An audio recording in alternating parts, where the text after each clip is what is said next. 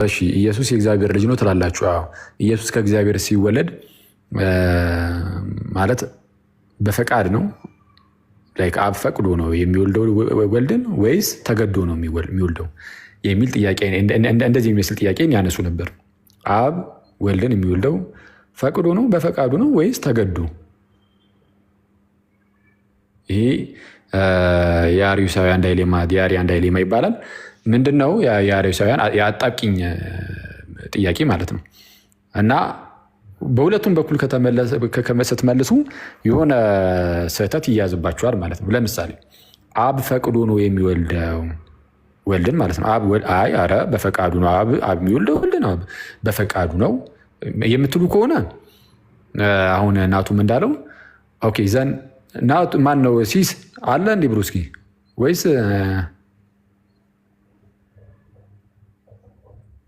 ሲስ ወይ አኬ አለ ወይ አለ እንዴ አለክ አለው የት እዛው ሆነ? አዎ ጨርሰናል። አንተ ጋር እመጣለሁ። ያጀለስም አብሮ አለ እንዴ? ይመጣል። በቃ ኑ እሺ፣ ደስ ይለኛል። ሉሊታ ከታች አለች። ኧረ እሷ ኧረ ከባድ ነገር ፕሪች እያደረግክ ነው አንተ ትለኛለች እንደሚገባት ነገር ምንም እኮ እሺ። ለማንኛውም ማለት ነው ጋይስ የዚህኛው ላይ ልጨርስ አንዴ እደውልልሃለሁ። እንትን ምንድን ነው ይሄ ኦኬ የአርዮሳውያን የአጣብቂኝ ምናምን ጥያቄ ያልኳችሁ እሱ አብ ወልድን ሲወልደው በፈቃዱ ነው ወይስ ተገዶ? በፈቃዱ ካላችሁ ኦኬ ዘን አብ በፈቃዱ ከሆነ ወልድን የሚወልደው ማለት ነው። ናቱ ቅድም እንዳለው ኦኬ ዘን አብ ፈቅዶ ከሆነ የሚወልደው ያልፈቀደበት ጊዜ ይኖራል ማለት ያው ፈቃድ የሚመጣው በሆነ በጊዜ ውስጥ ስለሆነ ወልድ አብ ፈቅዶ ሳይወልደው በፊት ያልነበረበት ጊዜ አለ ያስብላል። አብ ፈቅዶ አስቀድሞ ሳይወልደው በፊት ያልኖረበት ጊዜ አለ ወልድ። ስለዛ ለወልድ ጅማሬ እንዲሰጥ ያደርጋል በፈቃዱ ተብሎ የሚነገር ከሆነ። እሺ አይ ተገዶ ነው በቃ እንደዛማ ከሆነ ካላችሁስ፣ እንደዛም ደግሞ አብን የሚያስገድደው አንዳች የሆነ ሌላ ኃይል አለ ያስብላል። ስለዛ አብን ራሱን ዝቅ ዝቅ ማድረግ ይሆናል። ስለዛ ሁለቱም አይሆንም ማለት ነው። ለዛ ነው የአርዮሳውያን አጣብቂኝ ጥያቄ ምንድነው ዲያሪያን ዳይሌማ የሚባለው ለዛ ነው። እና ምላሹ ምንድነው ከተባለ ባህሪያዊ ነው ማለት አብ ፈቅዶ ከዛ በኋላ የሚወልደው እንደዛም አይደለም። በአብ ዘንድ መገደድ አይነት ነገር ኖሮም አይደለም።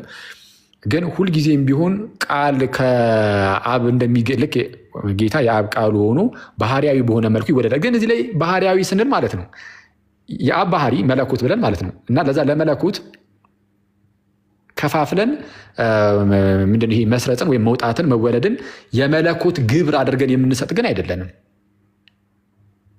ማለት ይሄ መወለድ አካላዊ ግብር ነው፣ ሂፖስታቲክ ነው፣ አካላዊ ነው። አብ ወላዲ ነው፣ ወልድ ተወላዲ ነው፣ መንፈስ ቅዱስ ደግሞ ሰራጺ የሚወጣ ነው ብለን ስንናገር ይሄ የአካላት ግብር እንጂ የመለኮት ግብር አይደለም። በመለኮቱ ከአብ ተወለደ ተብሎ ቢነገር ለምሳሌ ጌታችን ኢየሱስ ጌታችን እርሱ አምላክም ሰውም ነው እና አምላክ እንደመሆኑ ከአብ የተወለደ ነው እንደማለት ነው እንጂ የወልድ መለኮት ከአብ መለኮት ተወልዶ፣ ስለዚህ ወልድ ጋር ያለው መለኮት ተወላዲ መለኮት፣ አብ ጋር ያለው መለኮት ደግሞ ወላዲ መለኮት ይሁንና ወላዲ መለኮት ተወላዲ መለኮት ሊሆን አይችልም። ወላዲ መለኮት ወላዲ መለኮት ይሆናል፣ ተወላዲ መለኮትም ተወላዲ መለኮት ይሆናል። መንፈስ ቅዱስ ደግሞ የሚወጣ ስለሆነ ሰራጺ የሆነ ሌላ ደግሞ መለኮት ደግሞ ይኖራል። ስለዛ ሶስት እኩል የሆኑ መለኮቶችን አስቀምጦ ሶስት አማልክት ብለን እንድናምን በጣም ወደዛ እንዳይመራ በጣም እሱ ጥንቃቄ ያስፈልጋል። ስለዛ ባህሪያዊ ነው ሲባል በፈቃድም በግዴታም ሳይሆን ሁልጊዜም ቢሆን ልክ አሁን ቅድም እናቱ እንደሰጠው ምሳሌ ጌታ ኢተርናሊ ለዘላለሙ ማለት ነው ልክ ከፀሐይ ከበቡ ብርሃን እንደሚወጣው ያለ ልክ እንደዛ ከአብ የሚወጣ ነው። አንዴ ወጥቶ ያለቀ ሳይሆን ለዘላለም የሚወጣ ነው። ኢተርናል ነው ጀነሬሽኑ። ኤኒዌይስ እንዲያ ነው። እሺ በፈቃድ ካሉ በጣም አስቸጋሪ ነው። አርዮሳዊ ያደረጋቸው ልደዘ እያለቅ ይሉታል አባቶች። የማያልቅ ልደት አሁን ግዕዝ ጠቀስክና ራስን እንዳደገኛ ሰማ ብናት በነገራችን እሽቱ ባይዘወይ አሁን አኪዋ ያለውን በደንብ ያዙ። እሺ ወላዲ መለኮት፣ ተወላዲ መለኮት፣ ሰራጺ መለኮት የሚባል ወይ ደግሞ አስራጺ መለኮት የሚባል የለም እና እንዲህ በድፍረት የሚናገሩ ሰዎች ካሉ ቶሎ ቢመለሱ አሪፍ ነው። በጣም ትልቅ ከባድ መንፍቅና ስለሆነ ነው። ማን ነበሩ? አለቃ ጌታህሩይ ናቸው። በተለይ እሳቸው ይህን ነገር በደንብ አስፋፍተው ያስተምሯል። ማለት የታወቁ የኢትዮጵያ ሊቅ ናቸው። አሁንም በህይወት የሉም። ኦፍኮርስ አታውቃቸዋለህ አይደል? ናቱ በአካል አላውቃቸውም። በአካል እንደ ያልደረስኩባቸው ምልትል ነው አንተ ትልቅ እንዴ? ተው እንጂ ቪዲዮ መክፈት ነው እኮ ለዛ። ሲስ ጥያቄ አለኝ። እሺ ሲሶ ቴንኪዩ ስላስገባኝ። አኬዋ ሰላም ናችሁ ሁላችሁም? በጣም ወዳችሁ ኦርቶዶክሳውያን በእውነት እንዴት ህይወቴን እንደቀየራችሁት ልነግራችሁ አልችልም። እግዚአብሔር እድሜውና ጸጋው አብዝቶ ይስጣችሁ። አንድ ጥያቄ የነበረኝ አኬ ምንድን ነው ኦሪት ዘፍጥረት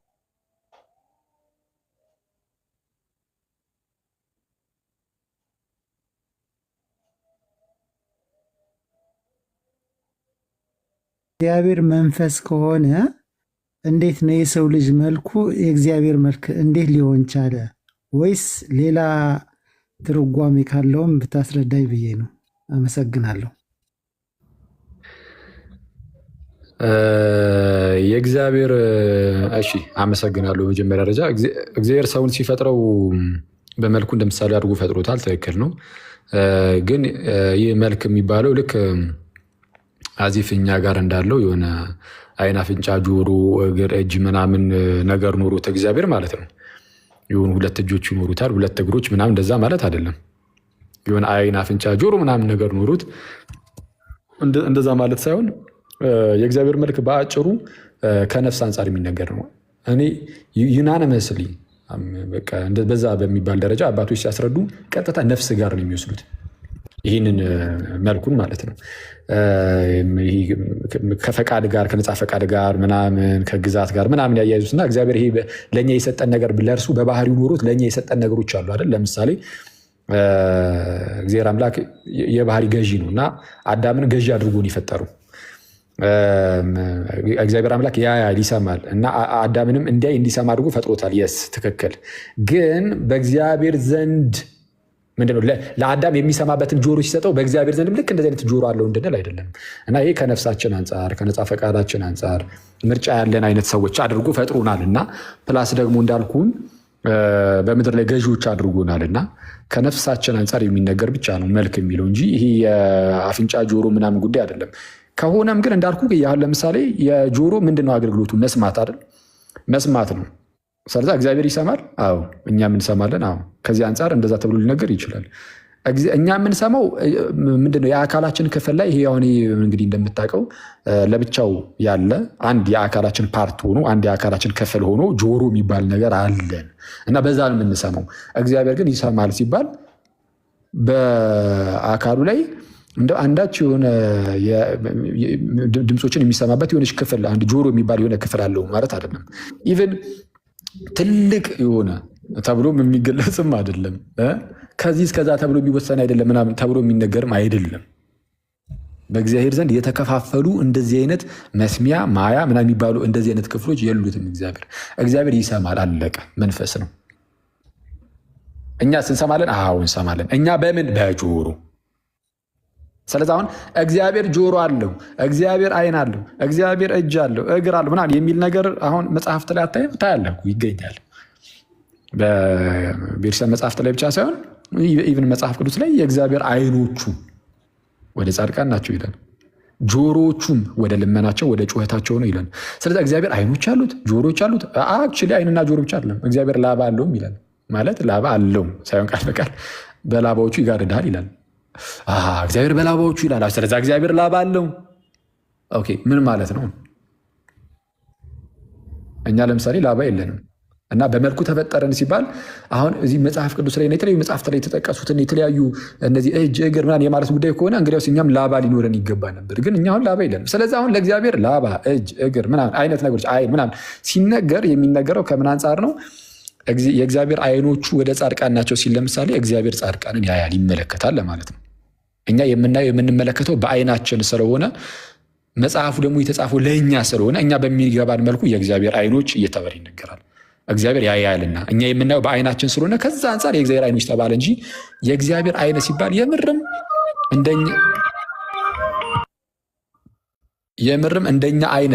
እንደኛ አይነት ብቻ ሳይሆን ከኛ የተለየ አይነት የሆነ አይነት አይንም የለውም። በቃ ያያል ብቻ ነው፣ አለቀ። ማየቱን ብቻ ነው የምናውቀው።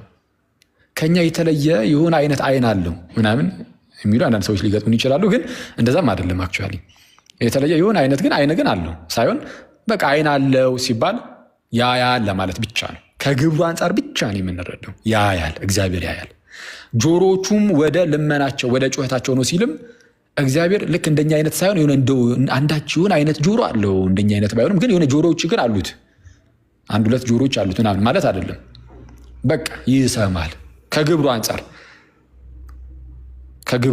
ከስራው አንጻር ብቻ በላባዎቹ ይጋርድሃል ይላል። አሁን የምርም በቃ እንደ ዶሮ አይነት ባይሆንም ግን የሆነ ላባ ግን አለው እንድትል በፍጹም እንደዛም አይደለም። ግን ምንድን ነው ዶሮ ጫጩቶቿን ምን ታደርጋለች? በላባዎቿ ስር ተጋርደ የለ ከዛ በኋላ ከሌላ ነገር ትጠብቃቸዋለች፣ ተመግባቸዋለች። እንደዛ ሰብስባ ልክ ጌታችንና መድኃኒታችን ኢየሱስ በማቴዎስ ወንጌል ምዕራፍ 23 ቁጥር 37 አካባቢ ላይ ምንድነው ኢየሩሳሌሙ ብሎ በተናገረበት ክፍል ላይ ማለት ነው ዶሮ ጫጩቶቿን ከክንፎቿ በታች እንደምትሰበስብ እኔም ልጆችሽን እሰበስብ ዘንድ ስንት ጊዜ ወደድኩ አለ። ስንት ጊዜ ወደድኩ። ዶሮ ጫጩቶቿን ከክንፎቿ በታች እንደምትሰበስብ እኔም ደግሞ ሰበስብሽ ዘንድ። ስለዚህ እግዚአብሔር ሕዝቡን ልክ እንደዚህ ዶሮ ጫጩቶቿን ከክንፎቿ በታች እንደምትሰበስብ በላባዎቿ እንደምትጋርድ እግዚአብሔር ሕዝቡን ልክ እንደዚህ ይጋርዳል። በእርሱ የሚታመኑትን የሚጠጉትን ሁሉ በእርሱ የሚታመኑትን ወደ እርሱ የሚጠጉትን ሁሉ ልክ እንደዚህ በላባው ልክ ዶሮ በላባዎቿ እንደምትጋርድ ጫጩቶቿን እርሱም በላባው ይጋርዳል ተብሎ ተናገረ። በላባው ይጋርዳል ተባለ። ይህ ማለት ምንድነው? እግዚአብሔር ላባ አለው ማለት ሳይሆን ምንድነው ይሄ ሜታፎሪካል የሆነ አነጋገር ይሁንና ልክ ዶሮ ጫጩቶቿ እንደምትሰበስብ እግዚአብሔር ይሰበስባል ለማለት ብቻ ይሰበስባል፣ ይጠብቃል፣ ይመግባል ለማለት ብቻ ይህንን ላባ ምናምን የሚሉ ቃላትን ሊጠቀም ይችላል። ስለዛ በእግዚአብሔር ዘንድ እንዲህ ያሉ ነገሮች ሲነገሩ እየሄድክ የሆነ የአካል ክፍሉ ላባ ነው፣ የሆነ የአካል ክፍሉ አይን ነው፣ የሆነ የአካል ክፍሉ እጅ ነው ምናምን እያለ የሚሰጥ ነገር እንደዚህ የለም፣ በእኛ ዘንድም የለም። እሺ እኛ እንደዚህ አናምንም። በኢትዮጵያም በየትኛውም ይሄ በዓለም አቀፍ ደረጃ ሄደ እግዚአብሔር እንደኛ አይነት ባይሆንም የተወሰነ ግን የሆነ አንድ ሁለት አይኖችማ አይጠፉትም፣ አንድ ሁለት ጆሮችም እንደኛ አይነት ባይሆንም ግን አለ ምናምን ብትል እንደዚህ የአፋቸውን ይዞ ይስቁብሃል። ወደ ውጭ አለምትሄድ እኛ ጋርም እንደዛው ነው። የተለየ ነገር የለንም።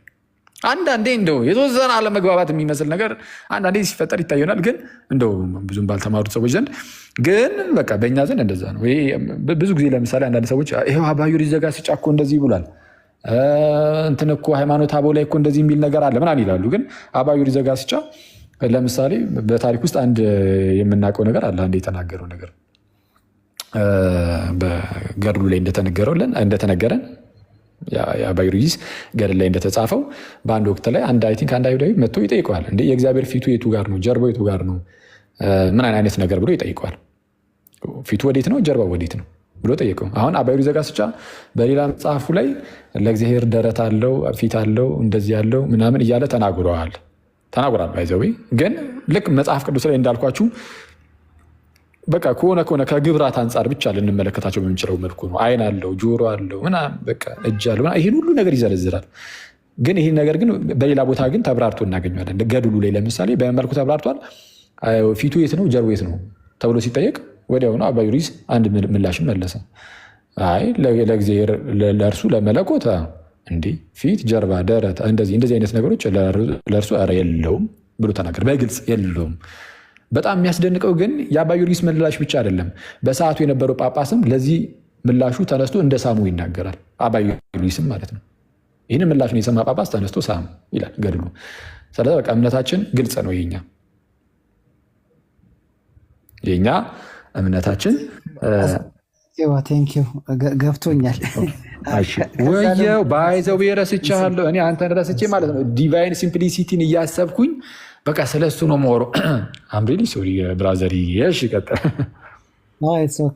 በጣም ገብቶኛል።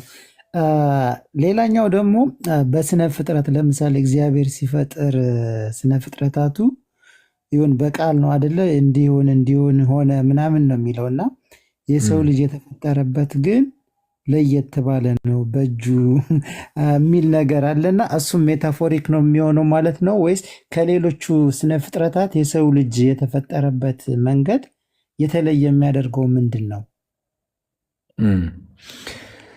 እሺ ምንድን ነው የሰው ልጅ አፈጣጠር ላይ ለየት ያለ ነገር አለው? አለ፣ ምንም ግልጽ ነው።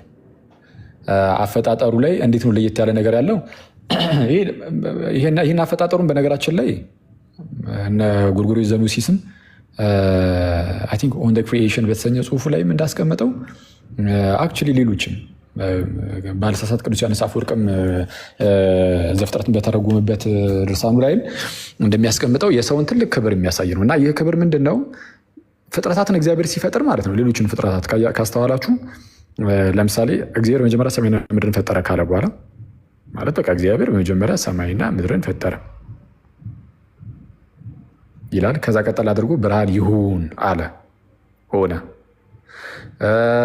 ምንድነው እጽዋትንም ሲፈጥር እንስሳትንም ሲፈጥር ማለት ከውሃ ውስጥ የሆኑ ነገሮችን እንስሳትም ሲወጡ ታስገኝ ውሃ እያለ እንደዚህ ይሁን እያለ በጠፈር ላይ ያሉ ፀሐይን፣ ጨረቃና ከዋክብቱንም ሲፈጥር በጠፈር ላይ ብርሃናት ይሁኑ እያለ እንዲህ ይሁን እያለ እየፈጠረ ይመጣል። ሁሉንም ፍጥረት እንደዚህ እያለ እየፈጠረ ይመጣና ልክ ሰው ጋር ሲደርስ ለየት ያለ ነገር እናገኛለን። ዘፍጥረት 1:6 ላይ ምን ይላል? እግዚአብሔርም አለ ይልና ሰውን በመልካችን እንደ ምሳሌያችን እንፍጠር ይላል። ከዛ ላይ እንዴት አበጀው? ከምድር አፈር አበጀው ይላል። ሁለተኛው ምዕራፍ ላይ ደግሞ ዘፍጥረት ምዕራፍ 2 ላይ ደግሞ ከምድር አፈር አበጀው። ከዛ ደግሞ እሱ ብቻ አይደለም፣ የሕይወትን እስትንፋስ እፍ አለበት፣ ሰውም ሕያው ነፍስ ያለው ሆነ ይላል። የሕይወትን እስትንፋስ እፍ አለበት ይላል። ከምድር አፈር አበጀው ይላል። ፕላስ ደግሞ ሰውን በመልካችን እንደ ምሳሌያችን እንፍጠር በማለት በዛው ጋር በረከቶችን አስቀጥሎ በምድር ላይ ባሉት ሁሉ ላይ ገዢውን የሚል በረከትን አስቀምጦ ሲፈጥረው እናያለን። ስለዚህ እዚህ ጋር አሁን ለየት ያለ ነገር አይተናል። ሌሎችን ሁሉ ሲፈጥር ይሁን እያለ ፈጠረና ልክ ሰው ጋር ሲደርስ እግዚአብሔር ማለት ሰውን በመልካችን እንደ ምሳሌያችን፣ አንደኛ በራሱ መልክና ምሳሌ አድርጎ የፈጠረው ሌላውን ፍጥረት ሳይሆን ሰውን ነው። ሲቀጥል እንፍጠር ብሎ የመማከር የሚመስል ነገር አሉ አገላለጹ ራሱ። ስለዚህ ስላሴነቱን ገልጦ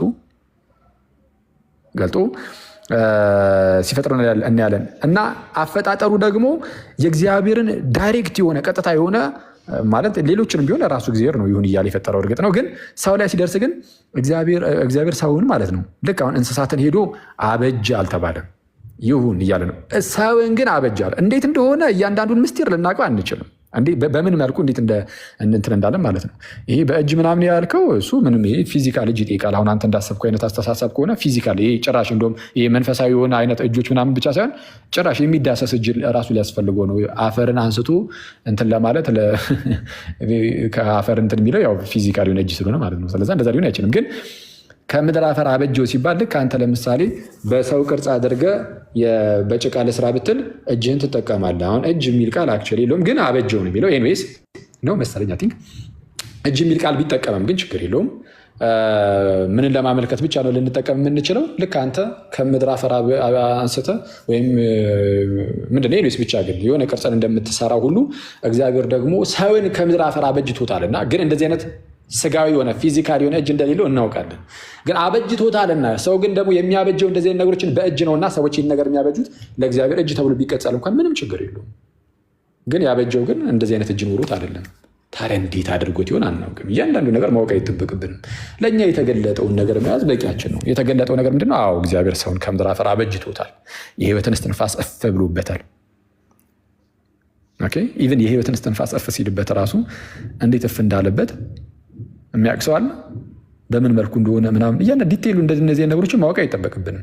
ስለዚህ ዘዳግም ላይ እንደተነገረው ነው። ዘዳግም ላይ ምንድነው የተገለጠው? ለእኛና ለልጆቻችን ነው ይልና ሚስጥሩ ግን ለራሱ ለእግዚአብሔር ነው ይላል።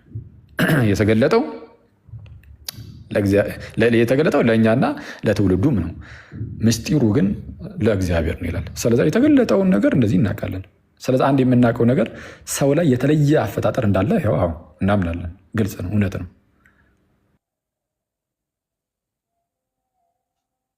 ውልቱ አሳይቶበታል። እንደዛ ነው።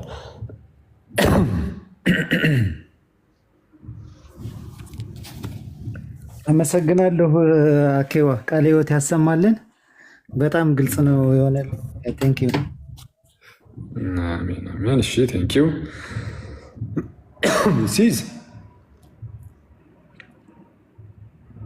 ወይ አኬዋ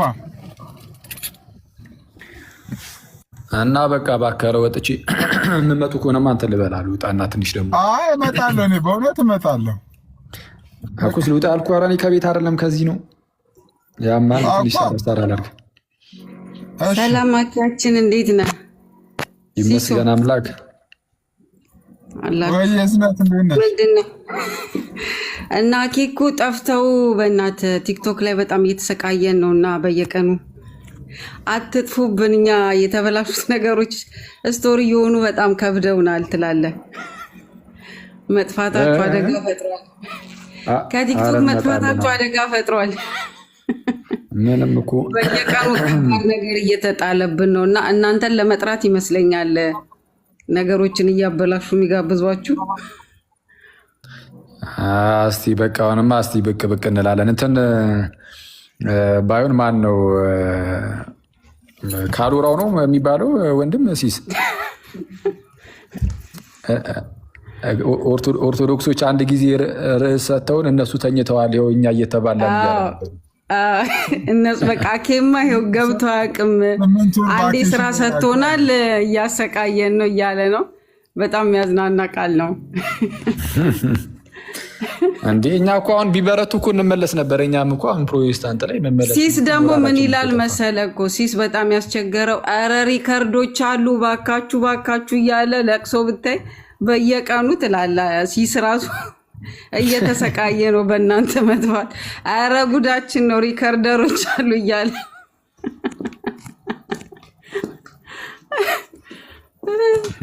ማንኛውም አትጥፉብን። እሺ እሺ ቴንኪው። ኦኬ መልካም ጊዜ ሚሊዮን። እሺ ጠይቅ። እሺ ጻፍ አድርግልኝና አየት አድርጌው ትንሽ ብዬበት ልውጣ፣ ብዙ እንዳልቆይ ማለት ነው። እንዴ ሮሚማ ጨርሷል። ናቱ ምን ጀምረ ነው? ሌላ ወደ ሮሚ ሰዎች 2 ሮሚማ ጨርሰሃል። አሁን ደግሞ እንዴ ማለት እንዴ አልገባኝም በእውነት። እንዴ ሮሚ 9 አንተ የሆነ ጊዜ ላይ ታስተምራለህ ነበር እንዴ? ሮሚ 11 ልክ አንተ ዮሐንስን እንዳልጨረስክ ከዚህ አልጨረስኩም። እሺ ይቅርታ።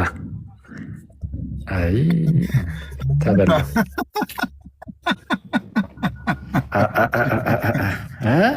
አንተ እንዴ በለፈለፉ ባፍ ይጠፋሉ።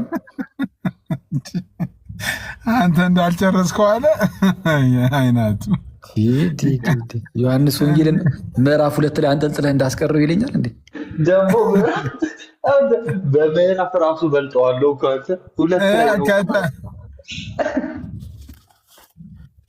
እኔ አንዴ ከጀመርኩኝ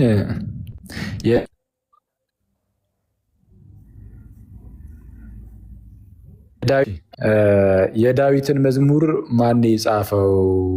ምክንያቱም አንዳንድ ምዕራፍ ላይ የአሳፍ ለማለት ነው። የቆሬ ልጆች አሳፍ እንትን ነው። አክቹዋሊ እንትን የመዝሙረ ዳዊት ሙሉ በሙሉ የዳዊት ብቻ አይደለም እኮ። የዳዊት መዝሙሮች አሉ፣ ብዙሃኑ የዳዊት ናቸው። ከዛ በኋላ እስራኤላውያን ሰብስበውት ነው። የሌሎችም ዝማሪዎች አሉበት። ሙሉ በሙሉ የዳዊት አይደለም፣ የዳዊት ብቻ አይደለም ነው። ግን ያው የአብዛኛው የዳዊት ነው፣ በዳዊት ስር ነው የገቡት ሁሉም። ስለዛ የዳዊት መዝሙረ ዳዊት ተብሎ ይታወቃል።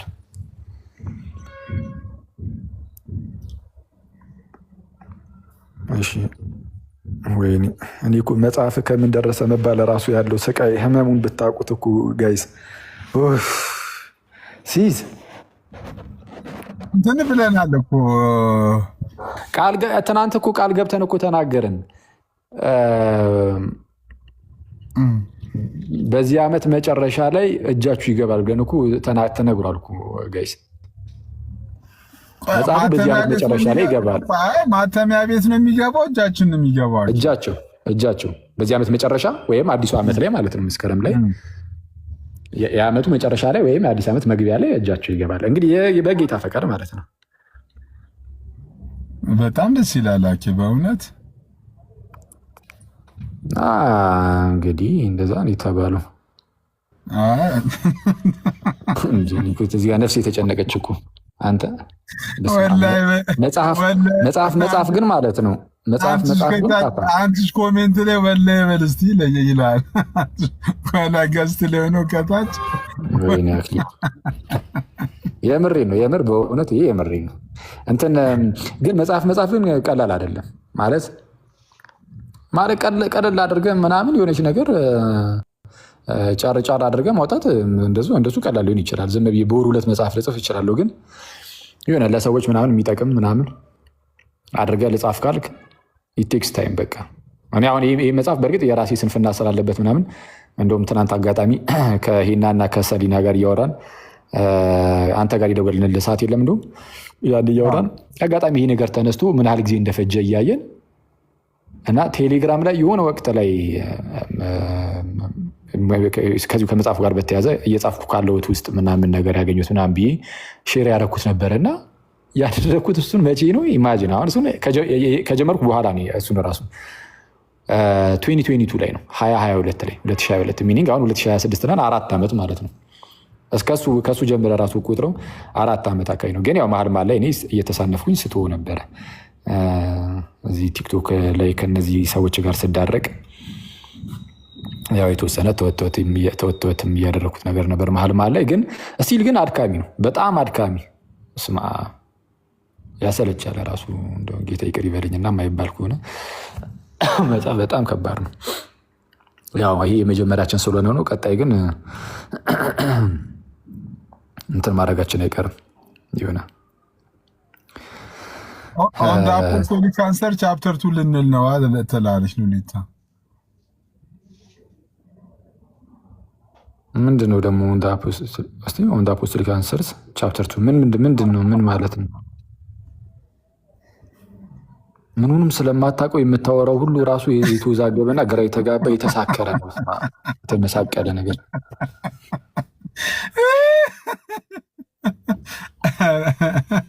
ምን ማለት ነው? እስቲ አብራሪ። ምንም እኮ ሰሊያውን ገብቶች ነው።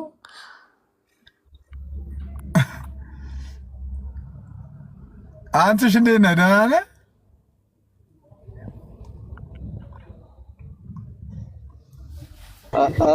ሰዎች እንዴት አላችሁ? አለ። እንዴት ነህ? እኔ ማል ቦሌ ነው። ማል ቦሌ እኮ ነው ያለ። አልሰማኸኝም? መሀል ቦሌ? አዎ መሀል ቦሌ ላይ ነው። የት ናችሁ? ቤት።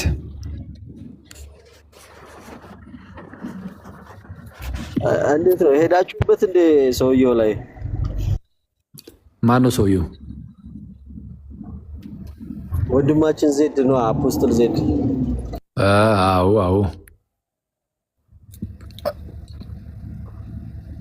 ኮመንት ላይ አኬ ይሰማል ድምፅ?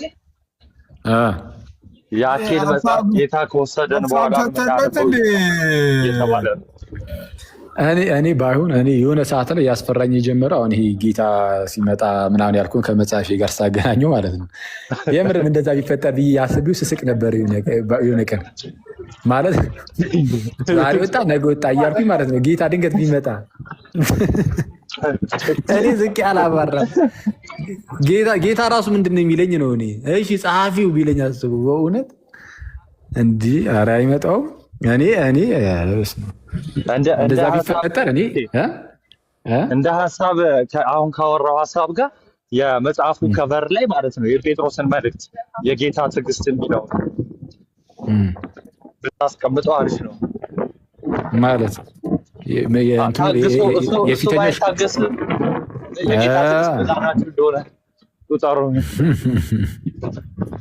ኧረ ያስብላል በእውነት እንዲህ።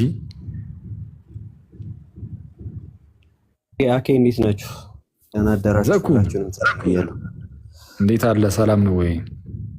አለን ይመስገን። አሁን የመጣሁት ዜዶ የተናገራቸው ላይ ሄዳችሁበት እንዴት ወሰነ? አዎ ሄድንበት እኮ። እኔም እኮ ይደገም ልል ነበረ። በጣም መደገም አለበት። ከዛ ሰምቶ የመጣ ሰው አለ። ለእኛ ባታስብ እንኳን ለሰው አታስብም እንዴ?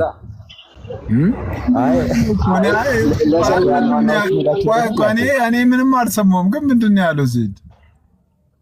እኔ ያለውን አንዳንድ ነገር ልንገር አኬ።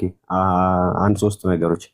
አንደኛ የእግዚአብሔር ቃል እና ስጉ ቃል የሚለው አይደንቲካል አይደለም፣ እኩል አይደለም፣ ተመሳሳይ አይደለም ብሏል። መጨረሻ ላይም ቃል ሲያጠቃልል ሄዱበታል። ምሳሌው ዮሐንስ 1 እና ዮሐንስ 11:14 ላይ ያለው ተመሳሳይ አይደለም ነው ያለው። ዮሐንስ 1:1 ላይ ቃል የሚለውና ዮሐንስ 1:14 ላይ ያለው ይህን ተመሳሳይ አይደለም። አልገባኝም። ደግሞ ዮሐንስ 1:1 ላይ ያለው ነው ዮሐንስ 1:14 ላይ ያለው ምኑ ነው የሚለያየው? ቃል እግዚአብሔር ነበር የሚለው የተለያየ ነው ሀሳቡ። በቃ እንደዛ ነው። እንዴት ቁጥር 1 ላይ ያለው ቃልና ቁጥር 14 ላይ ያለው ቃል የተለያየ ነው? ምንድን ነው? ቃል ነው። ቁጥር 14 ላይ ያለው ስጉ ቃል ነው ያለው። ቃልና ስጉ ቃል ይለያያሉ ነው ያለው። ኦኬ ምን ታዲያ ምንድን ነው? አልገባኝም። ቁጥር 1 ላይ ቃል ብቻ ነው። ቃልም እግዚአብሔር ነበር። ቁጥር 1 ላይ ቃል ነበር፣ ቃልም በእግዚአብሔር ዘንድ ነበር ተብሎ ተጠቀሰው ቃልና ቁጥር 14 ላይ ቃልም ስጋ ሆነ የተባለው ስግው ቃል የተለያዩ ናቸው። ማርያም የወለደችው ስግው ቃልን እንጂ የወለደችው ስግው ቃልን እንጂ ቃልን አይደለም ነው የዜድ ሀሳብ። ማርያም የወለደችው ቃልን ሳይሆን ሎጎስ የሆነውን ቃልን ሳይሆን ስግው ቃልን የወለደችው ነው የዜድ ሀሳብ። እንደዛ ነው።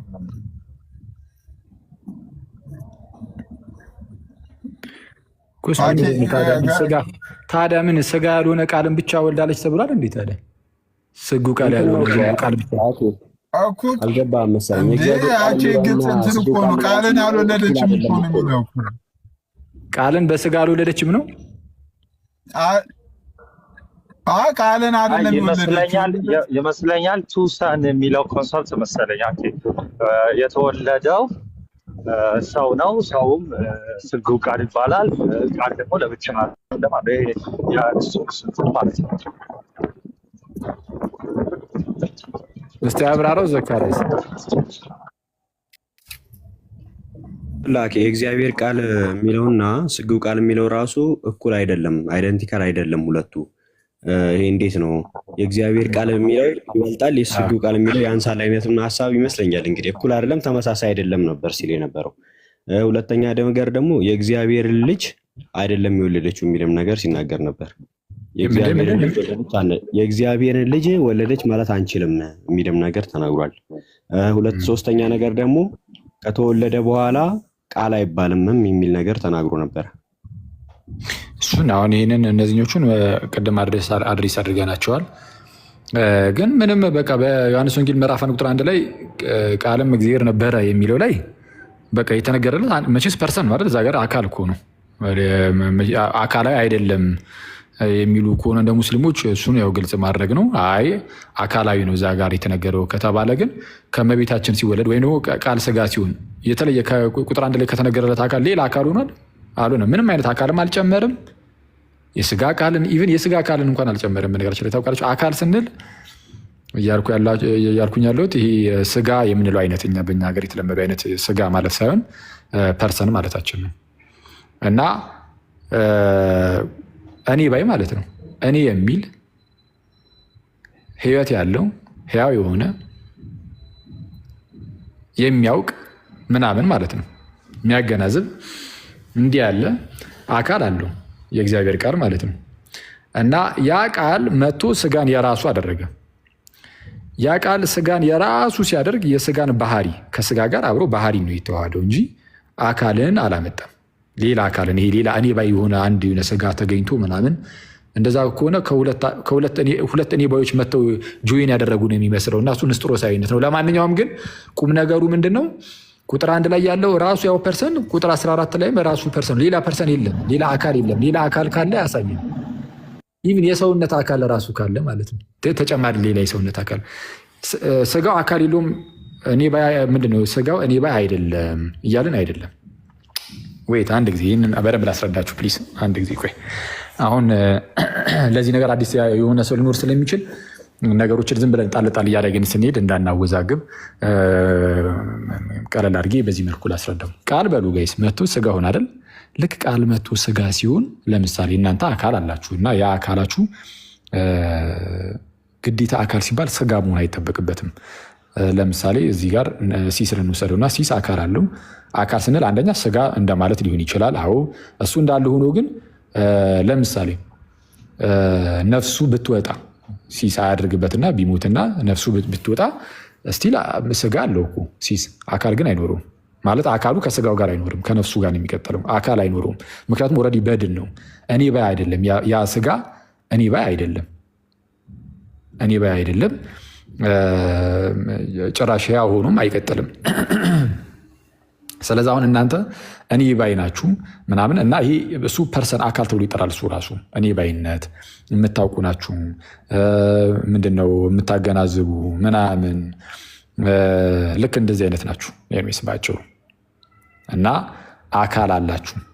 ከእኔ ባይነት አንጻር አካል ይነገራል እንዲህ ተብሎ እና አሁን ቃል መቶ ስጋ ሲሆን ይሄ ስጋን የምርም እንደኛ አይነት ስጋን ነስቷል። አው ከመቤታችን ስጋንም ነፍስንም ነው የተዋሃደው። ነስቷል፣ ተዋህዷል።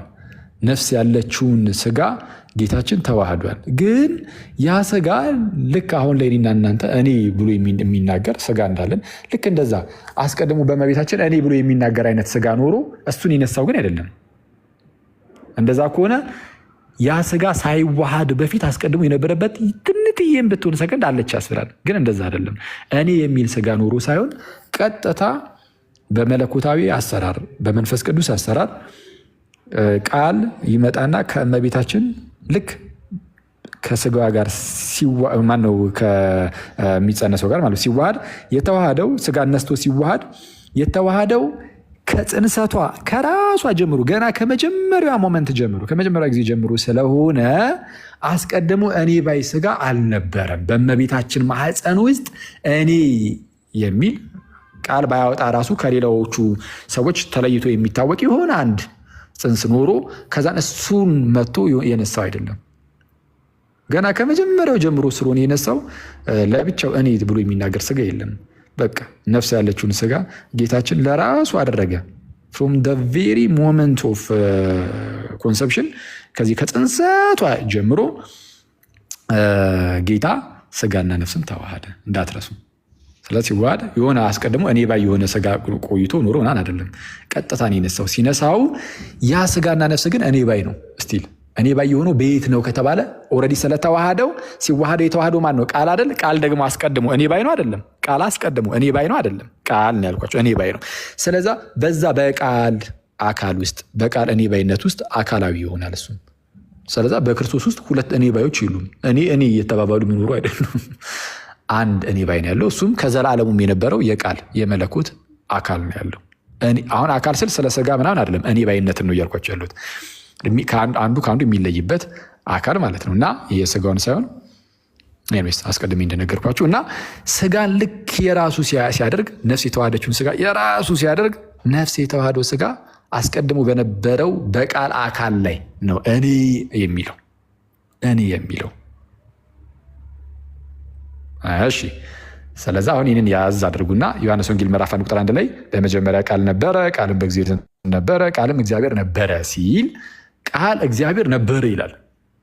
ስለዚህ እየተነገረ ያለው ስለማን ነው? ቃል ስለተባለው አካል ነው። በእግዚአብሔር ዘንድ ስለነበረው አካል፣ ያ አካል ደግሞ እግዚአብሔር ነው። የስ እና ያ አካል መጥቶ ስጋን የራሱ አደረገ። ስጋ አካላዊ ሆኖ በዚሁ ከዘላለሙ በነበረው ዮሐንስ ወንጌል ምዕራፍ 1 ቁጥር 1 ላይ በተነገረለት በዛው በቃል አካል ላይ ነው ስጋ አካላዊ ሆኖ የመጣው። ስለዛ ያ ዮሐንስ ወንጌል ምዕራፍ 1 ቁጥር 1 ላይ የተነገረው ቃል ያ ራሱ ፐርሰን ቁጥር 14 ላይ ያለው ራሱ አካል ነው። ሌላ አካል የለም፣ ራሱ አካል ነው ያለው ቁጥር 14 ላይ። ስለዛ ከዛ አንጻር ልንመለከቱ ይገባል። ምናልባት ግን ይህንን ያዝ እናድርግና ይህንን ያዝ አድርገን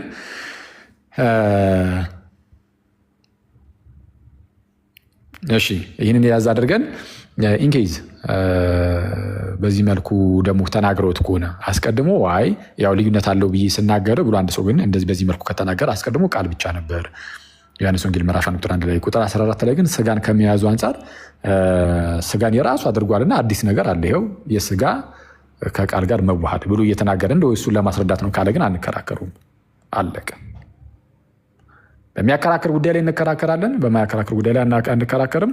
አንድ ሰው ልዩነት አለ ሲል ስጋን የራሱ ከማድረጉ አንጻር አሁን ቃል ላይ የሚፈጥረው ልዩነት የለም። ቃል አይለዋወጥም፣ አምላክ ነውና አምላክ የሚለዋወጥ አይደለም። በአምላክ ዘንድ መለዋወጥ የሚባል ነገር የለውም። ግን ደግሞ ስጋን የራሱ አድርጓል፣ የባህሪያን መልክ ይዟል፣ ራሱን ዝቅ አድርጎ መጥቷል። ይህ አዲስ ነገር ነው፣ በዘመን ፍጻሜ የተፈጸመ ነገር ነው። ስጋን የራሱ ማድረጉ እንደው እችን ለማስረዳት ነው ከሆነ እሱን ራሱ ያብራራል ማለት ነው። አይ ልዩነት አለው እዛ ጋር ያለው ቃልና እዚህ ጋር ያለው ቃል ልዩነት አለው ከሆነ ግን አይ ምንም በቃ ተመሳሳይ ናቸው። ያም ቃል ይህም ቃል ምን የምን ልዩነት ይኖራል? የለም። ከዛ አንጻር ምን የእግዚአብሔር ቃል ማለት አይቻልም። ስግው ቃል ከሆነ በኋላ እሱን ብትሄድበት እሱ አሁን እንደዛ ነገር ነው የሚመስለኝ። እሱን ቅድም ማንስተረው ነበር። የእግዚአብሔር ቃል ይባላል እንጂ ቃል ስጋን ያዘን የተባለው እኮ አለን። በቃ አለቀ። ቃል መቶ ስጋን ያዘ። የተሻለ አባባል አለ እኮ። እኔ አንዳንድ ያው ልክና ኪደ ጥሩ ነገር ያነሳው ነገር ያው በማያከራከር ነገር አንከራከርም ያልከው ነገር ጥሩ ነገር ነው። የተሻለ የሚባለው ምንድን ነው? ቃልም በስጋ ወለደችው አምላክም በስጋ ወለደችው የሚለው ቃል የተሻለ ነው ብሎ ተደጋጋሚ ዜዶ አስቀምጦታል። እኩስ ያ ማለት ግን አምላክን ወለደችው የሚለውን ግን በመቃወም ግን መሆን አይችልም ነው። አምላክን በስጋ ወለደች ቴዎቶኮስ ሚለውን ይቀበላለሁ ብሏል። እቀበላለሁ ብሏል። የአምላክ እናት ብሎ የአምላክ እናት ናት ብሎ የአምላክ እናትነት ይቀበላል። በቃ አለቀ። የአምላክ እናት ናት ብሎ ከተቀበለና ግን የአምላክ እናት የተባለችው የአምላክ እናት ናት ብሎ ተቀብሎ ከዛ በኋላ አምላክን በስጋ ከመውለዱ አንጻር ነው የአምላክ እናት የተባለችው ከተባለ ምንም ችግር የለውም። ምንም አምላክን በስጋ ወለደች ማለት እኮ ቃል ስጋ ሆኗል፣ ተዋህዷል። እና መነጣጠል አምላክን በስጋ ወለደች የሚለው ነው አሁን የሱ ፖይንት። በቃ ችግር የለውም እሱ እንደዛ ካለ ያናል አያስቸግረንም። ከዛ ውጪ ቃል ከስጋ ጋር ከተዋሃደ በኋላ የእግዚአብሔር ቃል አይባልም ከተባለ ግን እሱ ስህተት ይሆናል። ቃል ስጋን የያዘው ቃል ገና ለገና ስጋን ያዘ ብለህ ሶሪ ገባሁብህ ብራዘር። አይ ልክ እንደዛ ነው ያለው። አምላክን በስጋ ወለደች ሲል እሱን እየተቃወመ አምላክን አልወለደችም የሚለውን ሀሳብ እየተቃወመ ነው። That's one of the issue. I think የተቃወመው አምላክን አልወለደችም የሚለው ነው ወይስ አምላክን ወለደች የሚለው ነው የተቃወመው? ኖ ከወለደችው በኋላ ቃል ብለን ማለት አንችልም። በቃ ቃልን በስጋ ወለደችው፣ አምላክን በስጋ ወለደችው እንጂ አምላክን ወለደች የሚለውን ሀሳብ ነው የማይቀበለው እሱ። ያን መቀበል አይፈልግም።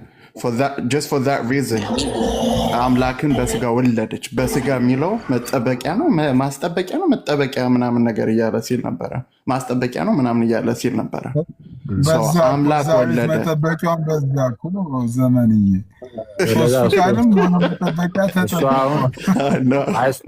እሱ አሁን አንደበቱን ነው መጠበቅ ያለበት። እንደዛ ቪዲዮ ይቅርታ ለድምፁ ቪዲዮ ካለ ግን ቢታይ አሪፍ ነው። ቪዲዮ ካለ አይሻልም?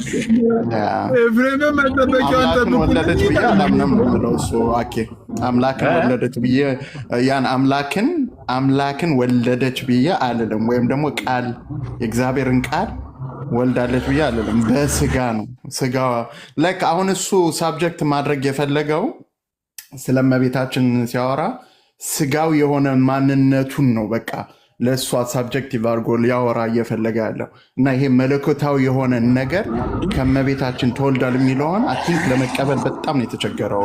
አሁን ድረስ ሲከራከሩበት ነበረ። ኧረ እናቱ ሚዩት አድርግልን። በስመ አብ ይሄ ናቱ የዘመን ነው የሁለቱም መሰለኝ። አንተ ተዳቅሎ እኔ ቤት ነው ያለሁት። በጣም ይቅርታ። ሰላም ያወራው በጣም ሰው በጣም ይቅርታ። ሰላም ዘመን አኬሻ ሁላችሁ ወንድሞች አለ ገና አምላክ። እሺ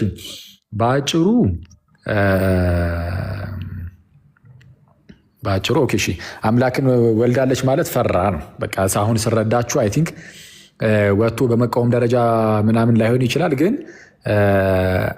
የአምላክ እናት ናት እንደዚህ አልልም። በቃ አምላክን በስጋ ወለደች ብቻ ነው የምለው እንጂ የአምላክ እናት አልላትም አይነት ነገር ይመስላል እኮስ። ይሄ በቃ ንስጥሮሳዊነት ይባላል።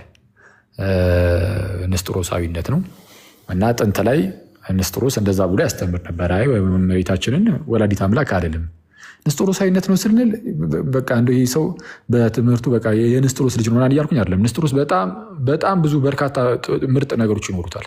በጣም ብዙ ጥሩ ነገሮች ይኖሩታል ንስጥሮስ ማለት ነው። አንድ ነገር ጥንት ላይ ያሉ የሐሰተኛ መምህራን ማለት ነው የስተት አስተማሪዎች እንግዲህ ወይም የሳቱ መናፍቃን የሆነ ጉዳይ ላይ ይስታሉ፣ ግን ሲስቱ በጣም አደገኛ ጉዳይ ላይ ይስታሉ። ችግራቸው እሱ ነው እንጂ ሌላ ጉዳዮች ላይ ግን ቤተክርስቲያን ውስጥ ያሉ አስተምሮችን ግን ብዙ ነገሮችን ግን ይቀበላሉ።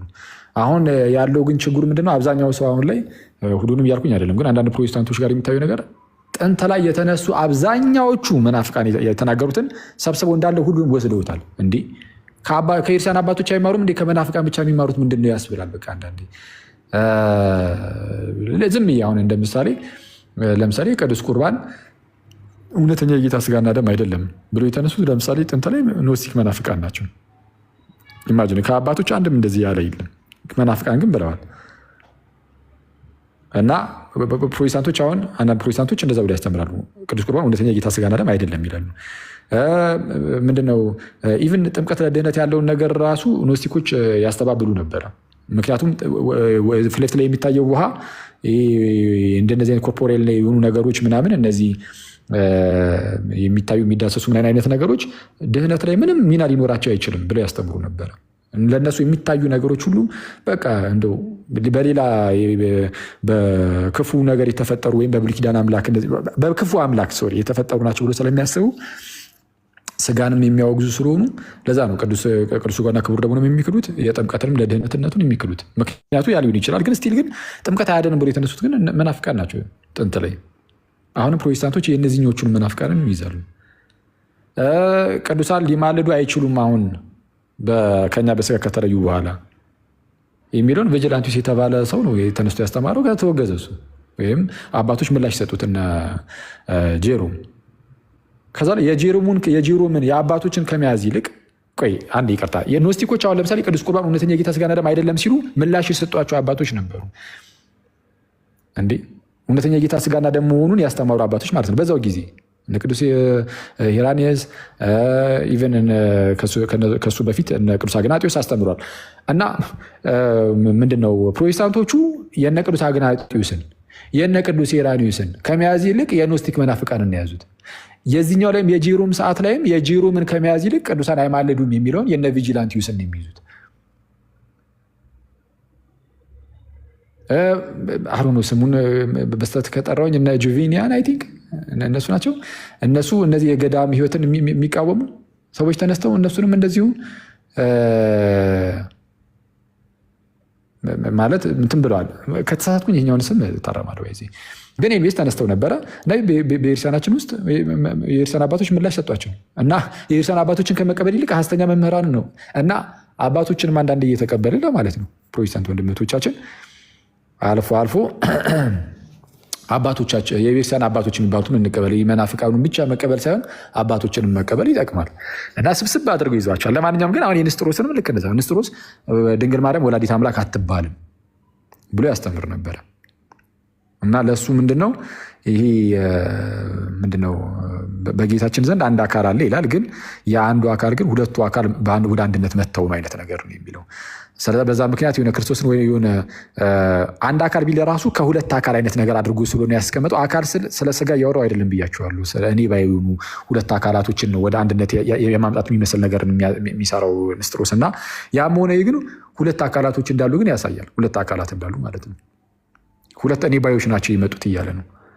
ስለዚህ ሁለት እኔ ባዮች ከመጡ እኔ ባይ የሆነ ስጋ አለ፣ እኔ ባይ የሆነ የአምላክ ልጅ ደግሞ አለ መለኮት። ስለዚህ ድንግል ማርያም የስጋው እናት ከስጋው አንጻር ብቻ ነው የሚነገርላት እንጂ ከአምላክ አንጻር ሲሆን እናት ተብሎ ለድንግል ማርያም አይነገርም ይላል። አይነገርም። ስለዚህ ከስጋው አንጻር እኮ ነው የሚነገረው። ሲሰቀልስ ክርስቶስ የተሰቀለው አምላክ ተሰቅሎልኛል ብሎ ያምናሉ ነው። አይ አምላክ ሞተልኝ፣ አምላክ ተሰቀለልኝ ብሎ ይነገራል። ከተናገረ አምላክ ተሰቀለልኝ፣ አምላክ ሞተልኝ ብሎ የሚናገር ከሆነ አምላክ ተወለደልኝ እንዴት አይልም ነው። በቃ አጭር ጥያቄ ተመልከቱ ጋይስ። አምላክ ሞተልኝ የሚል ከሆነ ይበላ አላቅም የሚል አይመስለኝም። አምላክ ተወለደልኝ ካላለ የሞተው የተወለደው ነው፣ የተሰቀለው የተወለደው፣ የተጠመቀው የተወለደው ነው። አምላክ ተወለደልኝ ካላለ አምላክ ሞተልኝ ሊል አይችልም። ስለዚህ የአምላክ ያልሞተለት ሰው አልዳነም። አምላክ ካልሞተለት ሊድን አይችልም። ግን አምላክ ግን እንዴት መሞት ይችላል? እንዴት መሰቀል ይችላል? የሚሉ ጥያቄዎች ሊነሱ ይችላሉ። ስለዛ እንዴት ሞተ? እንዴት ተሰቀለ? እውነት ነው አምላክ ሊሞት አይችልም፣ ሊሰቀል አይችልም። ታዲያ እንዴት ሞተ? እንዴት ተሰቀለ? ግን ሞተ ተሰቀለ እያለን ስለሆነ የማይሞተው ሞተ እያለን እየተናገረን ስለሆነ የማይሞተው ነው ራሱ የምንለው። የማይሞተው እርሱ ግን ሞተ። እንዴት? ሞት የሚስማማውን ስጋ የራሱ በማድረግ። ስለዛ አምላክ ይህንን ስጋ የራሱ በማድረግ የስ ተወልዷል። ይህንን ስጋ የራሱ በማድረግ የስ ራሱ አምላክ የአምላክ ስጋን የራሱ አድርጎ ከራሱ ጋር አንድ ስላደረገው ለራሱ ይነገርለታል እና ተሰቅሏል። የአምላክ ሞቷል ምናምን ብለን እንናገራለን። ስለዚ አምላክ የሞተልን ህዝብ ነን። እንዲህ ይህንን ከካደ አንድ ሰው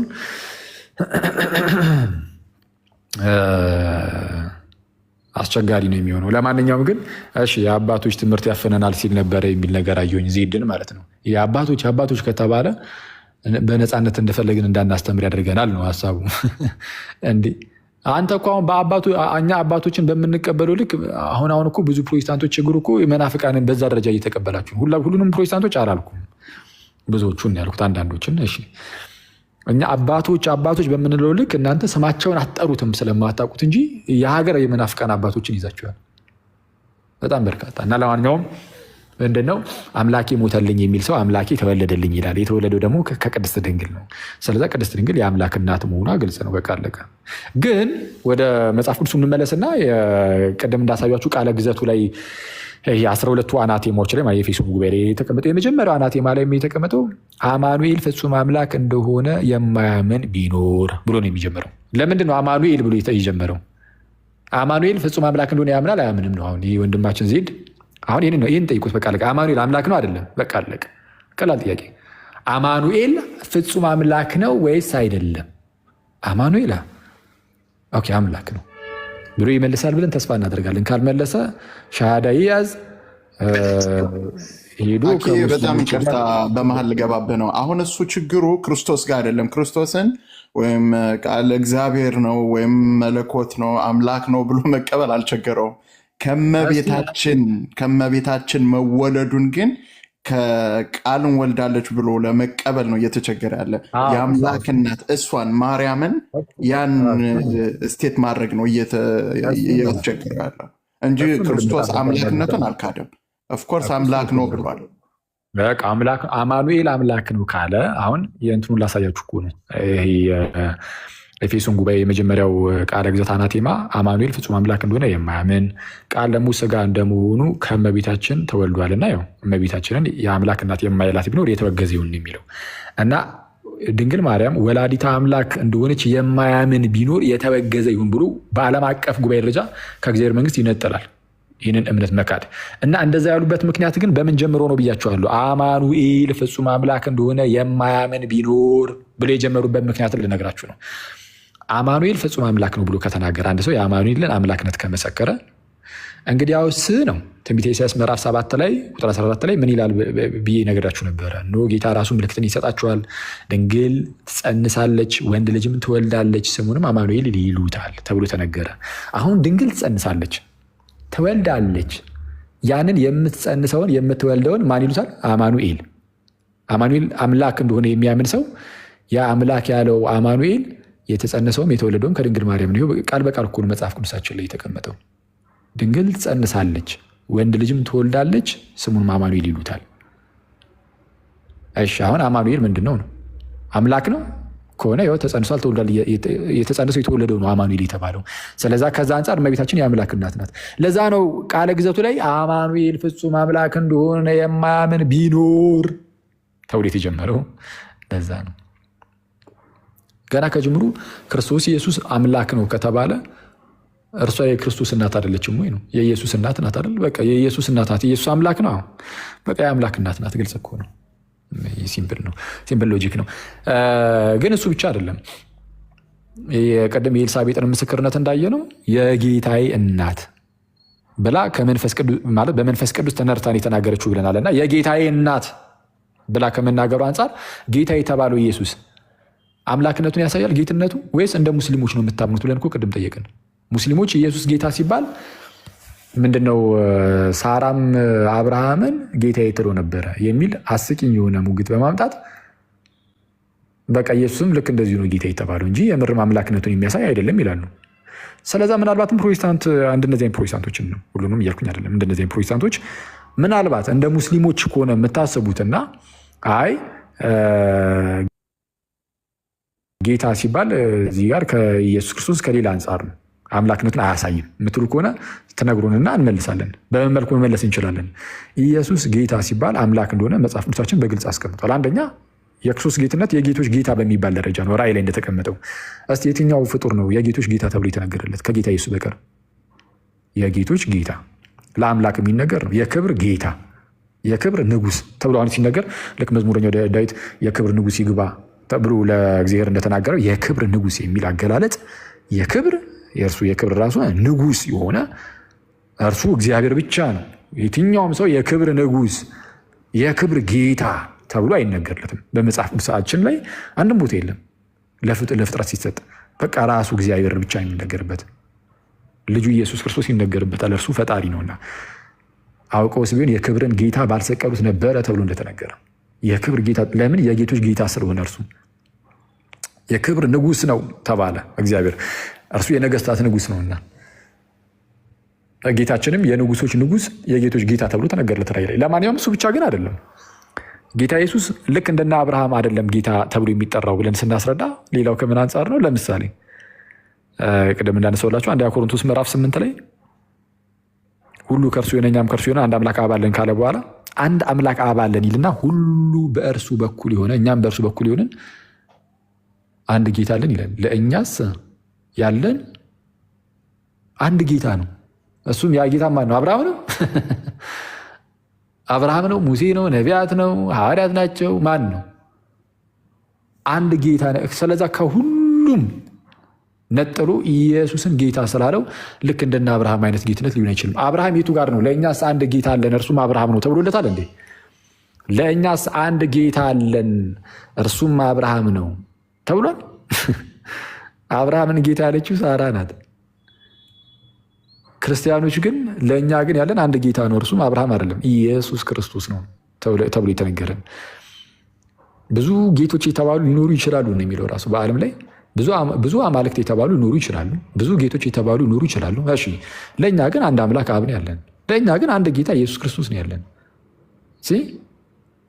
ስለዛ ብዙ ጌቶች የተባሉ ቢኖሩም ነው እነሱ ሁሉ ጌቶች አይደሉም። በቃ እውነተኛው የባህሪ ጌታ ነው እኮ ከነዛ ለይቶት እውነተኛው ጌታ ኢየሱስ ክርስቶስ ነው። አለቀ። እውነተኛው ጌታ። ብዙዎች ጌታ እያሉ የሚሰግዱላቸው ብዙዎች አሉ፣ ብዙዎች ነበሩ። የዛ ሰዓት ላይ ጌታ ብለው የሚያመልኩት ጌታ ብለው የሚሰግዱለት በጣም ብዙ ነበር። አረ እነዛ ሁሉ የኛ ጌታ አይደሉም፣ ለእኛስ የምንገዛለት ገዢያችን ነው። አንድ ጌታ ነው ያለን ነው፣ እርሱም ኢየሱስ ክርስቶስ። ሁሉ በእርሱ በኩል የሆነ በጣም እኮ የሚገርመው ክርስቶስን ጌታ ብሎ ሲጠራው የክርስቶስ ገላጭ ሆኖ የመጡ ቃላቶች ራሱ ሁሉ በእርሱ በኩል የሆነ የሚል አደርጋለሁ። አሁን ሁሉ በእርሱ በኩል የሆነ ማለት ሁሉ በእርሱ የተፈጠረበት ማለት እኮ ነው። እግዚአብሔር ሁሉን ሲፈጥር የሚፈጥረው በክርስቶስ በኩል ነው ብለናል አይደል? የስ ልክ ዕብራውያን ምዕራፍ 1 ላይ ዓለማትን በፈጠረበት በልጁ ብለን እንደተናገርን ዓለማትን በፈጠረበት በልጁ በዚህ ዘመን መጨረሻ ለእኛ ተናገረን።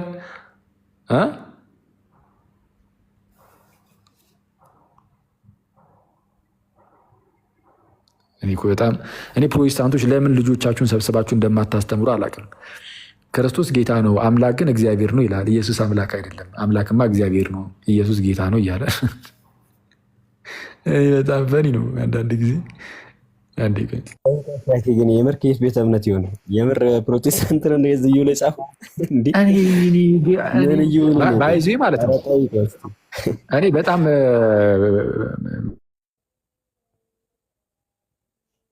በታል ብዬ የማስበው ዝም ብለህ ታች ላይ ያሉ ፕሮቴስታንቶች ጋር ዝም ብለህ ጠጋ ብለህ ሄደህ ብጠይቅ ኢየሱስ እግዚአብሔር ነው ወይ ብለህ ብጠይቃቸው አይ እግዚአብሔር አብ ነው፣ ኢየሱስ የእግዚአብሔር ልጅ ነው ብለው ይመልሱልህ። እኔ እንደዛ አሁን ገጥሞኛል። ፕሮቴስታንቶች እንደዛ ብሎ መልሰውልኝ ያውቃሉ፣ መሬት ላይ ማለት ነው። እና ኢየሱስን እንደ እግዚአብሔር እንደ አምላክ አይደለም የሚያዩት።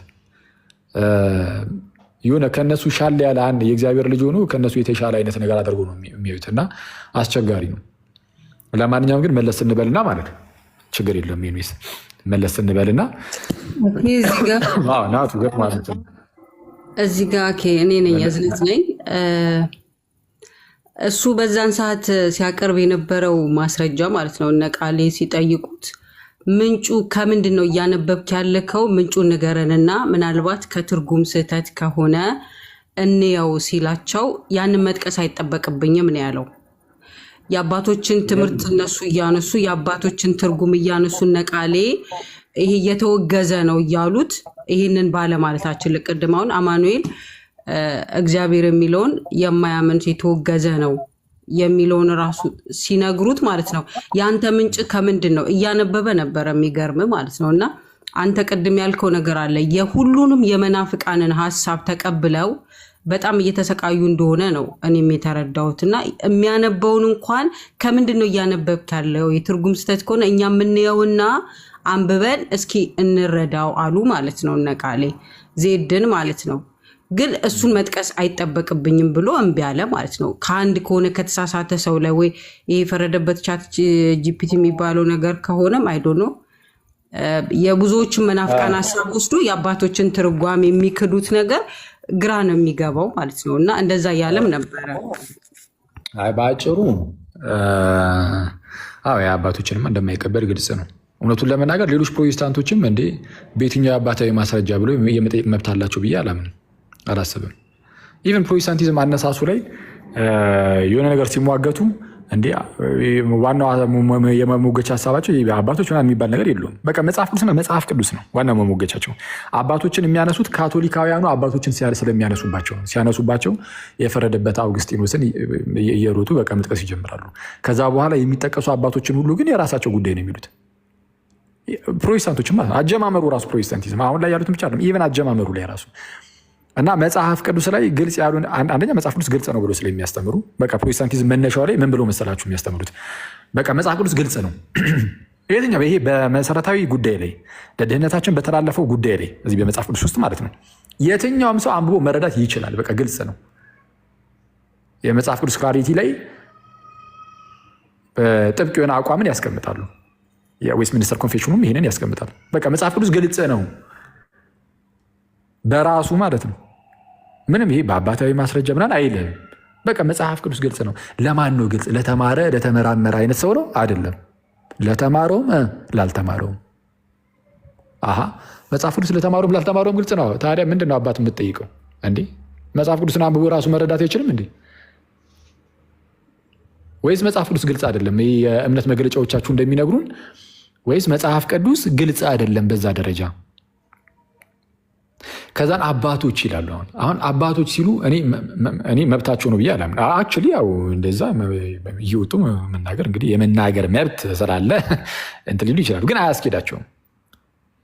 በየትኛው አግባብ ነው አባትን የሚጠቅሱት? ማለት አባቶች የሚቀበሉትን መች ይቀበላሉ? በጣም በርካታ ነገሮች ይኸው አሁን ቅድም ከነገርኳችሁ ጀምሮ ለምሳሌ ቅዱስ ቁርባን እውነተኛ የራሱ ስጋና ደም ነው የሚለውን አባቶች ሲያስተምሩ፣ መናፍቃን ግን ይቃወሙ ነበረ። ጥንት ላይ የሚቃወሙትን የመናፍቃን አይደለም ወይ የያዙት? መች ሪል ፕሬሰንስን መች ያምናሉ? ብዙ ፕሮቴስታንቶች ሁሉንም እያልኩኝ አይደለም፣ ብዙዎቹ ሪል ፕሬሰንስ የሚያምኑት እኔ እስከማውቀው ሉትራኖች ናቸው። ኢቨን ካልቪኒስቶቹ ስፒሪቹዋል ፕሬሰንስ ነው የሚያምኑት። ስፒሪቹዋል ፕሬሰንስ ምንድን ነው? እዛ ጋር ህብስትና ወይን ለምሳሌ ይቀርብና ልክ ህብስቱን ስትበላው ማለት ነው የምርም ወደ አፍ እየከተትክ ያለው የጌታን ስጋ አይደለም፣ በቃ ህብስት ብቻ ነው ወደ አፍ ውስጥ እየገባ ያለው ማለት ነው። ኦራሊ የምትቀበለው የምትወስደው ህብስትን ብቻ ነው እንጂ የምርም የጌታ ስጋ አይደለም። ግን በአፍ ምንም እንኳን ህብስትን ስትቀበል ግን ነው በመንፈሳዊ ሁኔታ ግን የጌታን ስጋ እንድትቀበል ያደርግልሃል። በመንፈሳዊ ሁኔታ ያው ቀጥታ የምርም የጌታን ስጋ እየተቀበልክ አይደለም በአፍ ካህኑ አፍ ውስጥ የጌታ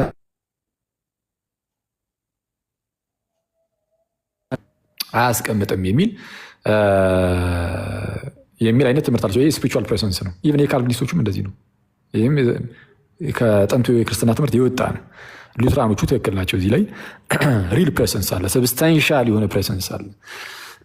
የምርም በአንደበታችን የምንቀበለው ማነው? በአፋችን የምንቀበለው የጌታችን የኢየሱስ ክርስቶስ ቅዱስ ስጋው ነው። ያ ህብስት በእውነትም የጌታ ስጋ ነው እንጂ ህብስት ብቻ አይደለም። ህብስት ብቻ ሳይሆን በእውነትም የጌታ ስጋ ነው። እዚህ ላይ ሉትራኖች ትክክል ናቸው።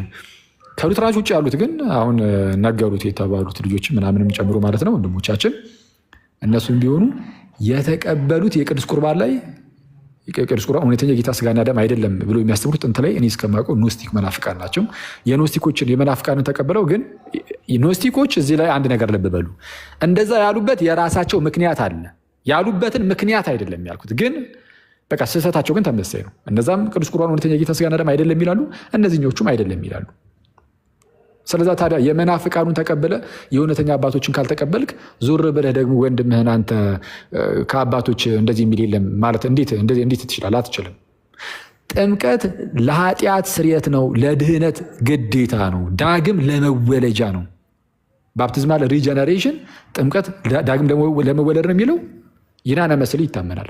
ጥምቀት ለዳግም ልደት ነው ተብሎ ጥምቀት ለዳግም ልደት አይደለም ብለው ግን የሚያስተምሩ ግን ኖስቲክ መናፍቃን ነበሩ። ቅድም እንዳልኳችሁ ይሄ የሚታዩ ነገሮች ምናምን እነዚህ ቁሳዊ ነገሮች ድህነታችን ላይ ምንም ጥቅም ሊኖራቸው አይችልም ብለው ያስተምሩ ስለነበር ያስቡ ስለነበረ ጥምቀት ለድህነት አይሆንም ብለው ያስተምሩ ነበር። ታዲያ ይኸው ጥምቀት ዳግም ለመወለድ ነው ብሎ ዳግም የምንወለደው በጥምቀት ውስጥ ነው ብላችሁ ታስተምራላችሁ። ይሄ አሁን የአባት ማስረጃ የምትጠይቁ ፕሮቴስታንቶች ራሳችሁ አባቶች ሁሉ በጥምቀት ዳግም መወለድ እንዳለ ሲያስተምሩ እነሱን አባቶችን ሁሉ አትቀበሉም። የተቀበላችሁት መናፍቃንን ነው። አትሊስት መናፍቃን ከነ ግሳንግሳቸው ከነ ምክንያቶቻቸው ባትቀበሉም ግን መዳረሻችሁ ግን ተመሳሳይ ነው። መዳረሻችሁ እነሱም የራሳቸውን ምክንያት ያቀርቡና ጥምቀት ለድህነት አይደለም ሲሉ እናንተም የራሳችሁን ምክንያት ታቀርቡና ከኖስቲኮቹ ጋር ሄዳችሁ እጅ ለእጅ ትጨባበጣላችሁ። አዎ ጥምቀት ለድህነት አይደለም ብላችሁ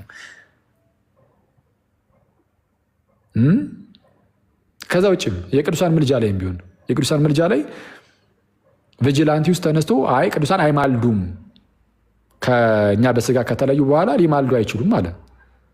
ጄሮ ማረ ይማልዳሉ ብሎ ምላሽን ሰጠ። ሉተራኖቹን ለጊዜ እንተዋቸውና ሌሎቹን እንዴ ምን መች ታምናላችሁ? እንደዛ የሚል እምነት አለ በሰነዶቻችሁ ላይ በእምነት ደረጃ ይህን ትቀበላላችሁ?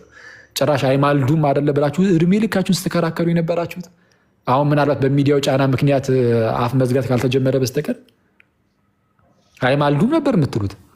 ስለዚህ አይማልዱም በማለታችሁ የሐሰተኛ መምህርን የቪጂላንቲውስን ተቀበላችሁ፣ የእውነተኛውን አባት የጄሮምን አልተዋችሁትም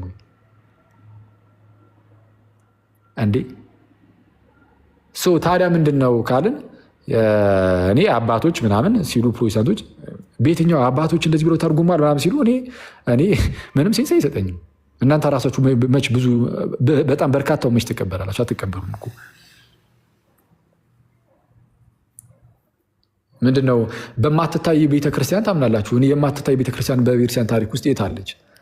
ማለትም ቤተክርስቲያን መዋቅራዊ የሆነች ያለ ጳጳሳት ቤተክርስቲያን ልትኖር እንደማትችል ጳጳሳት ያሉባት መንገብ ያለባት ከዛ ደግሞ እውነት ሁሉ የሚገኝባት እዛች ቤተክርስቲያን ውስጥ ብቻ እንደሆነ ከቤተክርስቲያን ውጭ ድህነት ከዛች ቤተክርስቲያን ውጭ ደግሞ ድህነት እንደሌለ በግልጽ ያስተምሯል አባቶች። እናንተ ይህን ሁሉ ክዳችሁ ነው የሆነ አዲስ የነገረ ቤተክርስቲያን አስተምህሮ ይዞ በመምጣት እና ደግሞ በተሳተ መንገድ የአውግስጢኖስና አንዳንድ ክፍሎችን በመጥቀስ የተለየ አስተምህሮ ይዛችሁ መጥታችኋል። ስለዚህ አባቶችን የማለት ሞራሉ ሊኖራቸው አይገባም ብዬ አስባለሁ። እኔ እንደዛ ነው የማምነው። እኔ እንደዛ ነው የማስበው። እና ይህንን ግን ያዝ እናድርግና እንዳልኳችሁ ነው ፕሮቴስታንቲዝም ገና ሲነሳም ብያቸዋለሁ። መጽሐፍ ቅዱስ ብቻ ብሎ ሲነሳ መጽሐፍ ቅዱስ ግልጽ ነው ለተማረውም ላልተማረውም ብሎ ነው የተነሳው። መጽሐፍ ቅዱሱ ለተማረ ሰውም ላልተማረ ሰውም ቢሆን የድህነት ጉዳይ ላይ በቃ ግልጽ ነው። ግልጽ ነው። ለምን አባታዊ ማስረጃ ለምን ያስፈልጋችኋል? ለምን ያስፈልጋል ብለን እንጠይቃቸዋለን። በዛ ደረጃ ግልጽ ነው እንዳሉት ግልጽ ከሆነላቸው ይሄ ምንን ለመጠበቅ ነው እንደዚህ ብሎ የሚናገሩት? መጽሐፍ ቅዱሱ ለተማረውም ላልተማረውም ግልጽ ነው ይሉና መጽሐፍ ቅዱሱን እናብራራ ብሎ ደግሞ ይመጣሉ። በጣም ፈሪ እንደዛ አሏቸውና በጣም መጽሐፍ ቅዱሱ ለተማረውም ላልተማረው በቃ የድህነት ጉዳይ ላይ ግልጽ ነው ይልና ቆይና መጽሐፍ ቅዱስን ላስጠና ይላል። ተው አታስጠናኝ፣ ግልጽ ነው ብለህ የለ ራስ ያነባሉ። አየው ራስ ያነባሉ። ለምን ግልጽ ነው ብለኸኛል። ከዛ በኋላስ ሁሉም የየራሱን መረዳት ይይዝና መጽሐፍ ቅዱስን ያነባል። የሆነ ሰው የሆነ መረዳት ይይዛል። አይ መጽሐፍ ቅዱሱ ግልጽ ሆኖ ሳይሆን ቀርቶ ሳይሆን ሰዎቹ በቃ ተሳስተው ነው። በጣም እኮ እርስ በእርስ በጣም የተያያዘ ነገር እንደሆነም ሊረዱት አልቻሉም። ግልጽነትን ከሰዎች መረዳት ጋር ያልተማረ ሰው እንኳን በሚረዳው ደረጃ ግልጽ ከሆነ ሰው ሆን ብሎ ሊሳሳት አይችልም። በየጊዜው ሐሰተኛ ትምህርቶች ባልተወለዱ ነበር በዛ ደረጃ ቢሆን እና ድንገት የሚከብድ ጥቅስ ቢኖር ራሱ ይላሉ የሚከብድ ጥቅስ ራሱ ቢኖር ምን ታደርጉታላችሁ ይላል። ዌስት ሚኒስተር ኮንፌሽን ላይ የቤልጂኩ ላይም እንደዛው መሰለኝ ቲንክ ባልተሳሳት የቤልጂኩ ላይም እንደዛው ነው። እና ምን ይላሉ? የሆነ የሚከብድ የመጽሐፍ ቅዱስ ክፍል ቢኖር ጥንት ከኛ ቀደም ያሉ ለሐዋርያ ዘመን የቀረቡ አባቶች አሉና እነሱ የተናገሩትን እዛ ክፍል ላይ ማየት ተገቢ ነው ይላሉ። አይሉም። የጥንት አባቶች እንዴት ፈቱት የሚለውን እናያለን። አይሉ ያሉት ምንድን ነው? ሌላ የመጽሐፍ ቅዱስ ጥቅስ ፈልገን በሌላ ጥቅስ ቢሆንማ እናቀሏለን። ሌላ ቦታ ላይ ግልጽ ሊሆን ስለሚችል እዛ ጉዳይ ላይ መጽሐፍ ቅዱሱን በዛው በሌላ የመጽሐፍ ቅዱስ ክፍል ነው የምንፈታው። አይተዋል እንዴት ከአባቶች እንደሚነጥሉ። ለምንድነው እንደዚህ የሚያደርጉት? ይሄ ወደ አባቶች ትንሽ የምታስጠጋቸው ከሆነ እንዳለ አሁን ከካቶሊክ ሊወጡ ሲሉ የካቶሊካውያን አቃቢያን እምነት ምናምን እነዚህ የካቶሊክ መምህራን ምናምን ተነስተው ረበቱ ፊት የሌለ ነገር በታሪክ ውስጥ የማይታወቅ ነገር ይዛችሁ ብቅ ብላችኋል እያሉ የሀገር አባቶችን መጥቀስ ሲጀምሩ በቃ ከእንደዚህ አይነት አደጋ ከእንደዚህ አይነት ዳሜጅ ለመዳን በቃ ያላቸው አማራጭ መጽሐፍ ቅዱስ ግልጽ ነው። መጽሐፍ ቅዱስ ላይ ከባድ ጥቅስ ቢነሳ በራሱ በመጽሐፍ ቅዱስ እንፈተዋለን። እንደዛ ጠማማ የተጣመመ አይነት አስተሳሰብ መጣ። በጣም ከይቅርታ ጋር እኔ እንደ መጽሐፍ ቅዱስ ብቻ ዓለምን ያቃወሰ ክርስትናን ያቀለለ ክርስትናን ያዋረደ እንዲህ አስተሳሰብ ያለ አይመስለኝም። ይህ መጽሐፍ ቅዱስ ብቻ እንደሚለው ትምህርት ማለት ነው። እና መጽሐፍ ቅዱስ ብቻ ሲባል አሁን የሆነ አዚፍ ለመጽሐፍ ቅዱስ የተወገነ ነው የሚመስለው። በቃ እንደወረ መጽሐፍ ቅዱስ ላይ ካለው አስተምህሮ ውጭ የሐሰተኛ ትምህርትን ሐሰተኛ መጽሐፍትን መቀበል የለብን ምናምን ተብሎ የመጣ ነው የሚመስለው። አይደለም። እንደዛ ቢሆን እኛ ራሳችን እንደው ደስ ባለን ነበር እና እኛ ራሳችንም እናደርገዋለን። እውነቱን ለመናገር የትኛውም ሐሰተኛ ነገር ሲመጣ በመጽሐፍ ቅዱሳችን እንመዝናለን። ከመጽሐፍ ቅዱሳችን ጋር ካልተስማማለን ጥፋ ነው የምንለው። ቤተክርስቲያናችን እንደዛ ናት። ከመጽሐፍ ቅዱስ ጋር እስካልተስማማ ድረስ ወይም ደግሞ ከመጽሐፍ ቅዱስ ጋር ነሰሰሪ መጽሐፍ ቅዱስ ውስጥ መኖር አይጠበቅበትም፣ ግን ከመጽሐፍ ቅዱስ ጋር ግን መቃረን የለበትም። መጽሐፍ ቅዱስ ላይ ከተላለፈልን ትምህርት ጋር የሚቃረን አንዳች ነገር በሆኑ መጽሐፍት ውስጥ ቢገኝ እናወግዟል። ኧረ አንቀበልም ነው የምንለው። አንቀበልም እንላለን እኛ ለመጽሐፍ ቅዱስ ምን ያህል ታማኝ እንደሆንን። ግን እነዚህ ሰዎች ግን መጽሐፍ ቅዱስ ብቻ ብለው ሲመጡ በቃ የሆነ ስታዩት ከውጭ ማለት ነው ከቨሩን ከላይ ሸፋኑ ስታዩት በጣም ያምራል። በቃ እንደው ለመጽሐፍ ቅዱስ ያላቸው ፍቅር እንደው ለመጽሐፍ ቅዱስ ያላቸው ወገንተኛነት ብለን እንድናስፈረ ኖ አይደለም። እንደዛ ግን አይደለም። መልከጥፉን በስም ይደግፉ ሲባል ሰምታችሁ ታውቃላችሁ? መልከጥፉን በስም ይደግፉ መጽሐፍ ቅዱስ ብቻ ብለህ በስም ተደግፈዋለህ። ወደ ውስጥ ገባ ብለህ ስታየው ግን ቅድም እንዳሳየው አደገኛ የራስን ሀሳብ የምትገነባበት ከእግዚአብሔር ቃል ጋር በመገዳደር ማለት ነው። ከእግዚአብሔር ጋር በመገዳደር አንተ የእግዚአብሔር የበላይ እንደሆንክ የምታሳይበት ትምህርት ነው። አያውቁትም። እንደዛ እናደርግ ብለው ላይነሱ እኮ ይችላሉ። አሁን ግን እንዴት መሰላችሁ? ለምሳሌ በመጽሐፍ ቅዱስ ውስጥ የመጽሐፍ ቅዱሳችን ጽሁፉ ቴክስቱ አለ እና እዛ ቴክስቱ ውስጥ የእግዚአብሔርን ሀሳብ ያዘለን ያ ጽሁፍ መጽሐፍ ቅዱስ ውስጥ መጽሐፍ ቅዱሱ ያ መጽሐፉ ጽሁፉ የእግዚአብሔርን ሀሳብ አዝሏል እና ሰዎች ይህንን መጽሐፍ ሲያነቡ ያንን በውስጡ ያለውን የእግዚአብሔርን ሀሳብ ማግኘት አለባቸው። በውስጡ ያለውን የእግዚአብሔርን ሀሳብ ማግኘት አለባቸው። እኔ እንደ ምሳሌ ልስጣችሁ። አሁን ለምሳሌ ጥምቀት ለዳግም መወለጃ ያስፈልጋል። ማለት ዳግም የምንወለደው በጥምቀት ነው የሚል የእግዚአብሔር ሀሳብ በመጽሐፍ ቅዱስ ውስጥ አለ። በቃ ግልጽ ነው፣ እናውቀዋለን፣ እንረዳዋለን። ምንም ጥቅስ ስጠን ካላችሁኝ እሰጣችኋለሁ። ደግሞ ጥቅሱ ስላለ ብቻ ጠምዝዘ ነው እንዳትሉኝ። በታሪክ ውስጥ ከመጀመሪያው ክፍለ ዘመን ጀምሮ ስለዚህ ጉዳይ የታመነውን እምነት በታሪክ ውስጥ ማሳያችኋለሁ። ስለዛ በደንብ አለት ላይ የተመሰረተ ነገር እሰጣችኋለሁ። ግን አንድ ፕሮቴስታንት ይመጣና ምን ይላል?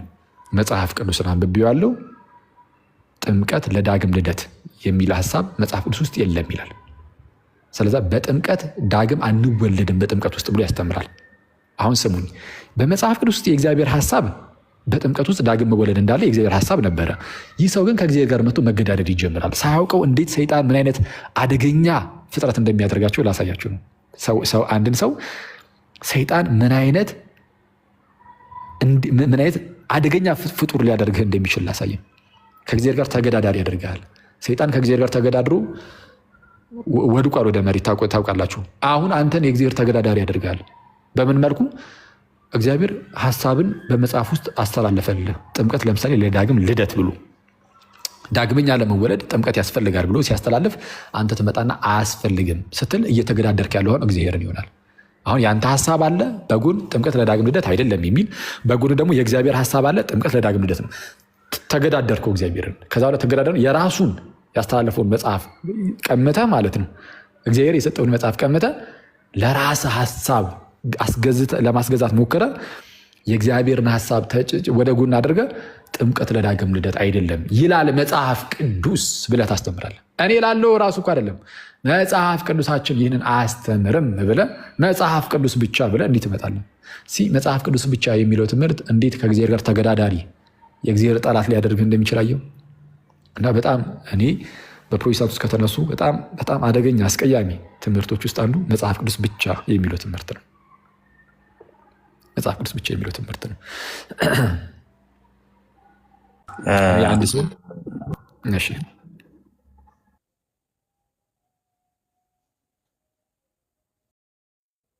መሀል ላይ ገባል ስለዘጋ ደግሞ ዝትዘጋል አውራስ አይ ልየቀጠ ጨረስክ መስሎኝ እኮ ነው። አይ ነው ምንድነው? እንኳን አጠራ ያለ ይሰማል ድምጼ? ይሰማል። ቀጥል ፕሊዝ። እንትን አሁን እሺ አልሰማሁም። እሺ እንትን አሁን አኬ የተናገረውን በደንብ ያዙና ማለት ነው። እና አንዳንድ ደግሞ ጥያቄዎች ሊኖሩባችሁ ይችላል። ለምሳሌ ፕሮቴስታንቶች እዚህም የምታዩቸው ምናምን እንደው አባቶችን ሲጠቅሱ ምናምን ልታዩቸው ትችላላችሁ። አሁን ዌስት ሚኒስተር ኮንፌሽንንም አንስቶ ነግሯቸዋል። መጽሐፍ ቅዱስን በራሱ ማንም መረዳት ይችላል፣ ለድህነት የሆነው ነገር ግልጽ ነው ተብሎ የተጻፈውን አንስቶ አኬ ሲነግራችሁ ሰምታችኋል። ከዛ ግን አሁን አንዳንድ ጴንጤዎች ደግሞ አንዳንድ ፕሮቴስታንቶች እንደው አባቶችን ሲጠቅሱ አይታችሁ እነዚህማ አባቶችን እኮ ጠቀሱ ብላችሁ እንዳታስቡ አንድ ነገር ተረዱ። አባቶችን ሊጠቅሱ ይችላሉ እና አባቶችን ግን የሚጠቅሱት ለነሱ የተዋጠላቸውን ብቻ ነው። ኦኬ ወይም ደግሞ ከነሱ ሀሳብ ጋር ከጴንጤዎች ሀሳብ ጋር የሚሄደውን እየመረጡ ብቻ ነው የሚጠቅሱት ማለት ነው። አንድ ሰው ፕሮቴስታንት ውስጥ ሆኖ አባትን እጠቅሳለሁ ቅዱሱ ፊት ያስፈልገኛል ካለ በቃ ተሳስቷል። ምክንያቱም ቅዱስ ትውፊትን የምር የያዘ አባቶችን የምር የሚቀበል ሰው ፕሮቴስታንት ውስጥ ሆኖ ይሄን ነገር ስለማይናገረው ማለት ነው። ምክንያቱም አባቶችን ብንከተላቸው ወደ ቀጥተኛው ሃይማኖት ወደ ኦርቶዶክስ ነው የሚያደርሱን ማለት ነው። ስለዚህ አባቶችን ሲጠቅሱ ስታዩ ለራሳቸው የሚመቸውን ወይ ደግሞ ለመከራከሪያ ሀሳብ ራሳቸውን የሚደግፍ ሀሳብ መስሎ ከታያቸው ይጠቅሱታል። ካልሆነ ግን እነሱን የሚደግፍ ካልሆነ ግን ምን ይላሉ? አባቶቹ ራሱ ተሳስተዋል፣ ስለዚህ በመጽሐፍ ቅዱስ እንመዝናቸው ይላሉ ማለት ነው። ኦኬ። ስለዚህ አባቶችን መጥቀስ ብቻ እንደው አባቶችን እንጠቀማለን ማለት ብቻ በቂ አያረገውም። እና ስለዚህ አባቶችን ይጠቀማሉ ማለት ወይ ደግሞ አባቶችን ይጠቅሳሉ በአባቶች ትርጉም ይሄዳሉ ማለትም አይደለም። በአባቶች ትርጉም መሄድ ማለት በቤተክርስቲያን አስተሳሰብ ማሰብ፣ በቤተክርስቲያን ትርጓሜ፣ በቤተክርስቲያን ምልከታ መመልከት፣ የቤተክርስቲያንን እምነት መያዝ ማለት ነው። በመጀመሪያው ደረጃ ማለት ነው። እንደውም አንድ ቪዲዮ አኪዋ ሰምቻለሁ። አንድ ፕሮቴስታንት እዛው መድረኩ ላይ ሆነና ምን አለ? እኛ ይኸው እርስ በርስ ብንጣላ ማን ያስታርቀናል? ጥሩ ነው ሀሳቡ፣ ቆንጆ ነው። አዎ ማን ያስታርቃችኋል? በአንድ መጽሐፍ ቅዱስ ጥቅስ ብትጣሉ። ከዛስ ምን አለ ይሄ ሰውዬ? ቅዱስ ትውፊትን መያዝ አለብን፣ ትውፊት ያስፈልገናል። ሰው አልያዘም፣ ግን እንደዛ ይላል አልያዘም። ቢዝ ኖሮ አሁን ቅዱስ ትውፊት የምንለው ቅዱስ የተባለው ለምንድን ነው? ከቅዱሱ ከእግዚአብሔር ለሐዋርያት ከዛ በኋላ ለሐዋርያን አበው እንዲያለ ስለመጣ ነው አይደለ? በቅብብሎች ቅዱስ የተባለው ከሰጪው ቅድስና አንጻር ነው።